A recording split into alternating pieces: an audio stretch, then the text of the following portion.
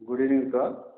ఈరోజు ఈ మీడియా సమావేశం ఏర్పాటు చేయడానికి ముఖ్యమైనటువంటి కారణం వివేకానంద రెడ్డి గారి హత్య కేసులో ప్రధానమైనటువంటి సాక్షి అయినటువంటి పులివెందులకు చెందిన రంగయ్య, అప్పుడు వాచ్మెన్గా పనిచేసినటువంటి వ్యక్తి, నిన్న సాయంత్రం 6:43 గంటలకి రిమ్స్ హాస్పిటల్ కడపలో చికిత్స పొందుతూ మరణించడం జరిగింది.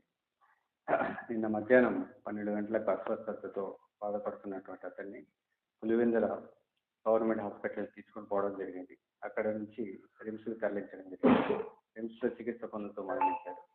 ఈ యొక్క వివేకానంద రెడ్డి హత్య కేసులో ప్రధానమైనటువంటి ముద్దాయి చనిపోవడం హై ప్రొఫెషనల్ మర్డర్గా మనం అనుమానిస్తూ ఉన్నాము. దీంట్లో భాగంగా బ్యాక్గ్రౌండ్లో ఎవరి ప్రమేయం ఉంది, అదేవిధంగా ఈ అనుమానాన్ని అన్ని కోణాల్లో కూడా దర్యాప్తు చేయడం కోసము ప్రయత్నాలు చేస్తూ ఉన్నాము. దీంట్లో భాగంగా ఇంతకు ముందు కూడా ఇదే విధంగా ప్రధానమైనటువంటి సాక్షులు 2019 నుంచి 24 మధ్యలో 5 నుంచి 6 మంది చనిపోవడం జరిగింది. అందులో భాగంగా శంకర్ రెడ్డి 2019లో చనిపోవడం జరిగింది.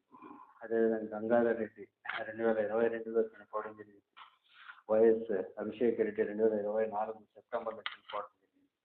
నారాయణ అనే వ్యక్తి చనిపోవడం జరిగింది. ఇప్పుడు రంగన్న 2025 మార్చిలో చనిపోవడం. ఇంతకు ముందు కూడా సాక్షులు చనిపోయిన క్రమంలో పోలీసులు వాళ్ళు చనిపోయారు, సిబిఐ వాళ్ళ ద్వారా చనిపోయారు అనేసి విధంగా అసత్య ప్రచారం చేస్తూ ఉన్నారు. దీన్ని అన్ని కోణాల్లో దర్యాప్తు చేస్తూ ఉన్నాము. దీని వెనుక ఎవరున్నారు, ఎందుకు ఇలా చేస్తున్నారు, ఆ ప్రధానమైనటువంటి కేసులో భాగంగా దీన్ని కప్పిపుచ్చే ప్రయత్నాలు ఏమైనా జరుగుతున్నాయా అనే అన్ని కోణాల్లో కూడా ఈ కేసుని దర్యాప్తు చేయడం జరుగుతుంది. దీనికోసం ఒక ప్రత్యేకమైనటువంటి టీంని ఏర్పాటు చేయడం జరిగింది. ఆ టీం సైంటిఫిక్గాను మిగతా అన్ని రంగాల్లో అన్ని డాక్యుమెంట్స్ని వెరిఫై చేయడం జరుగుతుంది. ఆ కేసు ఇన్వెస్టిగేషన్ని త్వరితగతిన కంప్లీట్ చేయడం జరుగుతుంది. అంటే ప్రధానంగా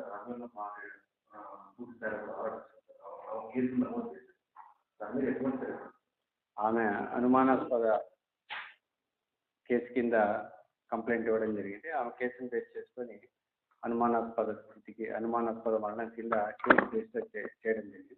దీంట్లో వాస్తవాలన్నింటినీ కూడా అన్ని సైంటిఫిక్ యాంగిల్స్లో అనాలిసిస్ చేసి స్పెషల్ టీమ్తో అనాలిసిస్ చేసి బయటికి తీసుకురావడానికి ప్రయత్నం చేస్తాం. ఇప్పటి వరకు ఇంకా ఈరోజే పోస్ట్ మార్టం కంప్లీట్ అయింది. దాంట్లో ఉన్నటువంటి రిపోర్టుగా ఇంకా ఫర్దర్ ఇన్వెస్టిగేషన్ కంటిన్యూ అవుతుంది. దాన్ని క్షుణ్ణంగా మరింత నిశ్చితంగా లోతుగా దర్యాప్తును కంటిన్యూ చేయడం జరుగుతుంది.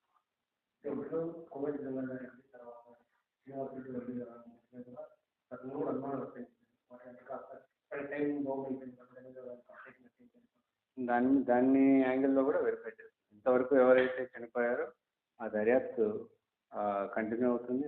వాటికి వీటికి ఉన్నటువంటి సంబంధాలు, ఈ సీక్వెన్స్ ఇవన్నీ కూడా కంటిన్యూ చేయడం జరుగుతుంది ఇన్వెస్టిగేషన్లో భాగంగా. దీని వెనక ఎవరున్నారు, ఎవరైనా ఉన్నారా అన్న ఆల్రెడీ ఆ వివేక హత్య కేసులో ఉన్నటువంటి ముద్దాయిల ప్రమేయం ఏమైనా ఉందా అనే యాంగిల్లో కూడా ఈ కేసుల యొక్క దర్యాప్తు కంటిన్యూ అవుతుంది.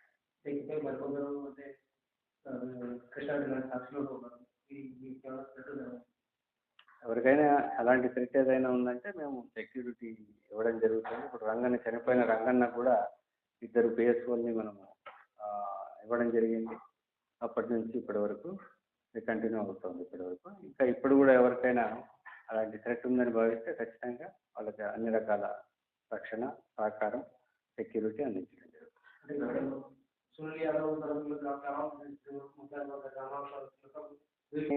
కోణాల్లో కూడా వెరిఫై చేస్తాం. ఆ యాంగిల్స్ కూడా దీంట్లో ప్రధానంగా మనం కాబట్టి సాక్షులు ఎందుకు చనిపోతున్నారు, దీని వెనక ఏమైనా ఉందా, ఏ కారణాలతో చనిపోయారు, ఏ పరిస్థితుల్లో చనిపోయారు అనేటివి ఆరోగ్యకరమైనటువంటి కారణాల వెనుక 5 సంవత్సరాల్లో 5-6 మంది చనిపోవడం అనేటటువంటి ఒక విస్తుగొలిపే విషయంగా భావిస్తూ దర్యాప్తును కంటిన్యూ చేయడం.